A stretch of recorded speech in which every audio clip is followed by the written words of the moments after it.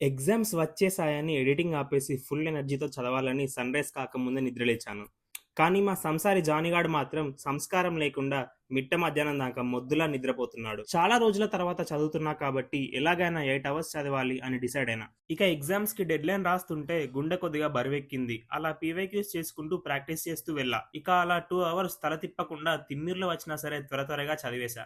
Rainy season కదా అని reason లేకుండా బయటికొస్తే ఫ్రీగా తీసుకో సన్ అని ఇంటి ముందర ఆంటీ పాలకూర ఇచ్చింది. టీతో బిస్కెట్ తింటుంటే యాజ్ యూజువల్ జానీ గాడు వాని కోటా లాగించేశాడు. సో ఇక మళ్ళీ వచ్చి ఇంకో 2 అవర్స్ చదివి నీట్‌గా నోట్స్ రాసుకున్నా. చిన్న బ్రేక్ తీసుకొని ఆకలేస్తుందని సాకుతో అటుకులు ఏసేశా. అనుకుంటాం కానీ చదవడం కన్నా ఇంపార్టెంట్ రివైజ్ చేయడం అని ఈ ఇయర్ నాకు బాగా అర్థమైంది. అలా మెల్లగా ఆఫ్టర్‌నూన్ లంచ్ చేసి టెర్రస్ ఎక్కా. ఈ వెదర్ చూస్తే కొద్దిగా పీస్‌ఫుల్ అనిపించింది. బట్ సిలబస్ గుర్తొస్తే పీస్ పర్మనెంట్‌గా దొబ్బింది.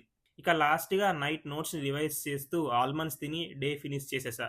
ఈరోజు అనుకున్న టార్గెట్ ఫినిష్ చేయలేదు. బట్ బాగా చదివాను.